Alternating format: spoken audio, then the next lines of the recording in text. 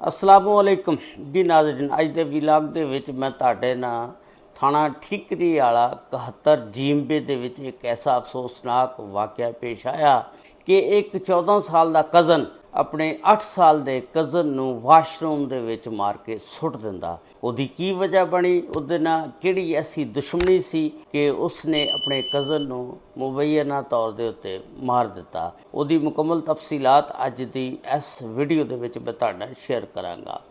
ये वाक़या जिहड़ा 23 जून नूं पेश आया, थाना ठीकरी वाला लगदा 71 जींबे का पिंड आ। उत्थे एक फैमिली रहिंदी है, उस फैमिली के सरबराह का नाम है मुहम्मद सदीक। मुहम्मद सदीक नूं अल्लाह ताला ने 2 बच्चे दिते, जिहदे विच एक बेटा मुहम्मद शकील जिहदी उम्र 8 साल, दूसरे नंबर ते बेटी जिहदी उम्र 6 साल। हुण अजकल छुट्टियां चल रही स्कूल दियां, चूँकि बच्चे जिहड़े ने फ्री ने, सारा दिन घर खेलते खूलते रहते हैं, सिर्फ ट्यूशन पढ़न जाते हैं और गौरमेंट स्कूल दे विच पढ़ते हैं। छुट्टियां होने की वजह ना घर ही खेलते रहते हैं। इसदी माँ सुबह के टाइम उठती है कपड़े धोने वास्ते, देखती है कि सरफ नहीं हुंदा हैगा। इसदी माँ शकील दी उन्होंने पैसे दिंदी है, कहती कि जा पुत दुकान दे तो सरफ जल्दी लैके आ जा ते मैं कपड़े धोने आ। हुण शकील जिहड़ा दुकान ते चला जांदा सरफ लैण वास्ते, जा रहा हुंदा ते जाके सरफ लैके ते वापस आ रहा हुंदा।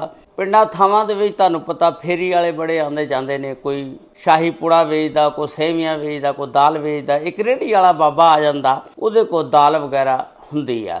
ये जिस वेले सरफ लैके वापस आ रहा हुंदा, इहदी भैन जिहड़ी आ ना वो बाहर खेल रही हुंदी आ। ये अपनी भैन नूं कहंदा कि अलै अम्मी नूं फटाफट जाके सरफ दे के आ ते मैं आंदा आ। आप बच्ची नूं सरफ दा पैकेट दे के ते बच्ची लैके घर चले जांदी आ। उहदी माँ पुछदी आ भाई कित्थे आ? वो कहण लगदी आ कि भाई जिहड़ा रेहड़ी वाले को गया को दाल लैण, निमको वगैरह। ये जाता जाके बाबा जी नूं कहता 10 रुपये की दाल दे दो निमको। बाबा जी ने इनू दाल देती, निमको के उत्ते कोई मसाला चटनी वगैरह पाती ते खांदा खांदा आ रहा। ते उस तो बाद जिस वेले वो दाल मुक जाती आ, उस कागज़ का चुकदा एक जहाज़ बना लैंदा। अज में छोटे छोटे बच्चे जदों हुंदे ने जहाज़ बनाते हैं, खेडते हैं, उड़ाते हैं। फिर वो जहाज़ बना के ना उड़ांदा आ ते थोड़ी जी दूर इहदा एक कज़न खड़ा हुंदा, अली रज़ा जी का नाम हुंदा। वो जहाज़ अली रज़ा के पैरों के विच जाके गिर जांदा। जिस वेले गिर जांदा, अली रज़ा अगों शरारती होएगा बच्चा, या इन छेड़न मारिया, उन्हें पैर दे नाल ना उन्होंने तोड़ दिता जहाज़ नूं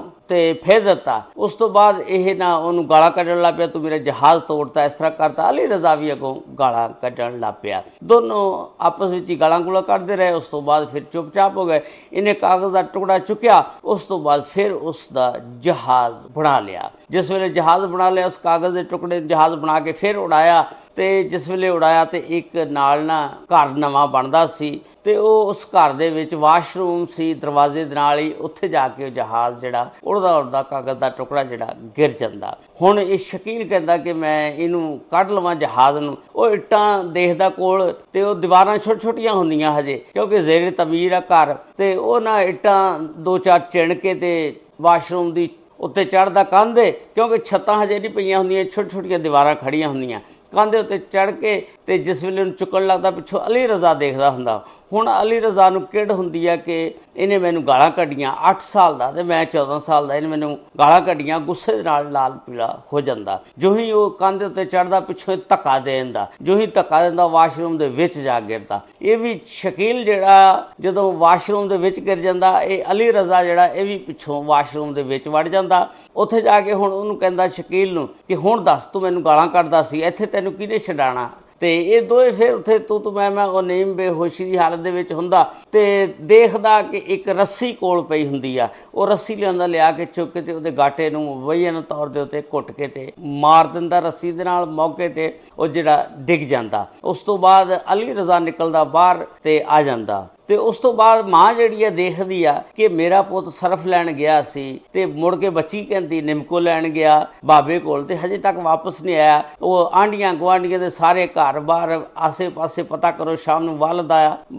वालद भी फिर लभण लग पिया, खैर वो किते ना मिलिया है। बड़े परेशान हो जांदे ने। फिर 23 जून नूं फिर थाना ठीकरी वाले जांदे ने, एक गुमशुदगी दी FIR शकील दी दर्ज करांदे ने। उस तो बाद वालद जिहड़ा सुबह दे टाइम उठदे 24 जून हो जांदी आ, लभदे ने एक बच्चा जिहड़ा उस वक्त मौके ते देख रहा हुंदा, वो कहंदा अंकल अंकल की देख रहे हो, शकील नूं लभ रहे हो? उन्हें कहा हाँ बेटा। उन्हें कहा कल इत्थों ना कंध टप्पण लगा सी ते पिछे अली रजा भी सी ते इत्थों इधर गया सी, उस तो बाद पता नहीं किधर गया। वो बच्चा जिहड़ा मौके ते देखदा सी उन्हें सारी गल दसी ते जदों जिस वेले गए उन्होंने मेन गेट का ना दरवाज़ा जिहड़ा सी बाहर लाया सी, बाकी चार दीवारियां छुट्टियां सी, कंधां हजे बन रही सी। इन्हां ने दरवाज़ा तोड़िया, तोड़ के अंदर गए, वाशरूम देखा तो वह बच्चा जिहड़ा मरिया पिया शकील जिहड़ा सी। ते इन्हां ने फौरी उत्थे हाल दुहाई पाई ते 15 ते कॉल की। पुलिस जिहड़ी है थाणा ठीकरी वाले दी मौके ते पहुँच जाती है। आके ते उस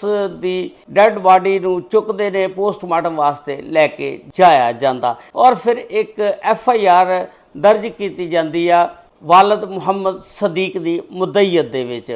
और जिस वेले फिर उत्थे वकूआ होया, सारे लोग सोशल मीडिया के उत्ते तस्वीरां बना के इहदियां चढ़न लग पे। जो ही इहदियां तस्वीरां CPO फैसलाबाद राणा तनवीर साहब को पहुँचदियां, वो फौरी अहकामात जारी कर देंदे ने, तफ्तीश करके फौरी दसो। फिर उस बच्चे नूं बुलाया जांदा पुलिस दे कहण दे उत्ते जिन्हें अली वालिद नूं दस्सिया सी। पुलिस ने फिर उन्होंने बुला के पुछया तो पुलिस ने दस्सिया कि अली रजा उस टाइम इहदे पिछे कंध टप्पिया सी। पुलिस ने फिर अली रजा का एड्रैस लिया, अली रजा नूं पकड़ लिया। पुलिस जाके अली रजा नूं पकड़ लैंदी है। फिर जदों पुलिस ने अली रजा नूं पुछया 48 घंटे दे विच गिरफ्तार करके ते अली रजा ने सच सच दस दिता कि इस तरह इन्हें मैनू गालियां कढ़ियां सी, जिहदी वजह दे नाल मैनू गुस्सा आ गया सी और मैं इनू मुबैना तौर के उत्ते रस्सी दे नाल गला घुट के मार दिता।